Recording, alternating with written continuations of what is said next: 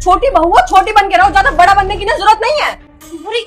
क्या बेटा, मैं संकट मोचन हनुमान हूँ, मैं तेरे सभी संकट दूर कर दूंगा। तू इस वीडियो को लाइक करके चैनल को सब्सक्राइब कर ले और कमेंट में जय श्री राम लिख दे।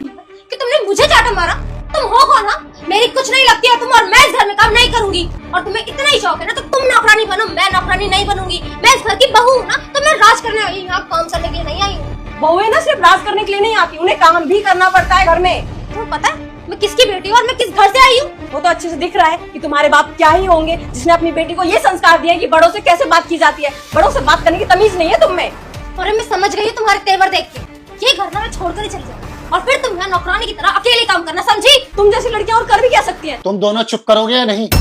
बहुत देर से देख रहा हूँ एक दूसरे के साथ बकवास किए जा रहे हो।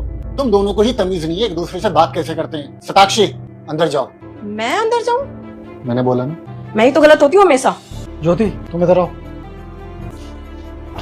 ये तुम कैसे बात करी थी भाभी से? वो जो डिजर्व करती है ना मैंने वही किया, और वैसे ही उनसे बात की, समझे तुम? क्या डिजर्व करती है? वो बड़ी है, वो तुम्हें प्यार से समझा रही है, तो ये डिजर्व करती है कि तुम बदतमीजी से बात करो। तुम्हें नहीं पता, वो चाहती है कि मैं यहाँ नौकरानी बन जाऊँ, जो कि मैं नहीं बनूंगी। मैंने अपने पापा के घर में काम नहीं किया और मैं यहाँ भी नहीं करूंगी, ये बात तुम अच्छे समझो।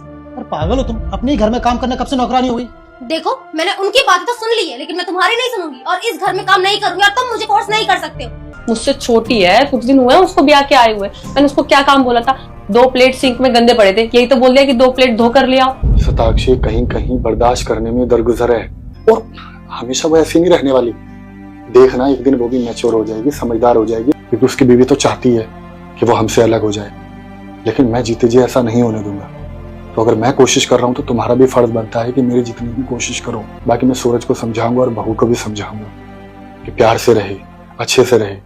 देखो मैं यहाँ ना 1 मिनट और भी नहीं रुकूंगी। अब तुम मुझे दूसरा घर लेके दो या कुछ भी कर। क्या चाहती हो? मैं अपने भाई से अलग हो जाऊँ? हाँ मैं यही चाहती हूँ कि तुम अपने भाई को छोड़ दो। और ये कभी नहीं हो सकता, मैं अपने भाई को नहीं छोड़ सकता कभी। लास्ट वार्निंग है, समझना समझो, वरना मैं चली जाऊंगी अपने पापा की। ज्योति कुछ रिश्ते ना इसी गर्मा गर्मी, इस बेवकूफी के चक्कर में खत्म हो जाते हैं। जिसे तुम विलन समझ रही हो ना, वो इस घर के हीरो हैं। हमारी शादी को कितना टाइम हुआ? सिर्फ 2 साल, और भैया की शादी को 5 साल हो गए। इन 5 सालों में भाभी ने मुझे अपने छोटे भाई की तरह रखा है।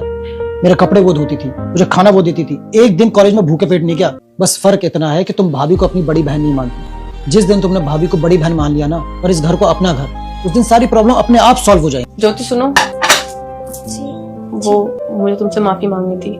मैंने तुम पे हाथ उठाया ना, मुझे तुम पे हाथ नहीं उठाना चाहिए था। मैं आगे से ऐसा नहीं करूंगी। कोई बात नहीं, तुम्हें अपनी गलती का एहसास है, इतना काफी है। और वैसे भी हम एक घर में रहते हैं, मिलजुल के तो रहना पड़ेगा।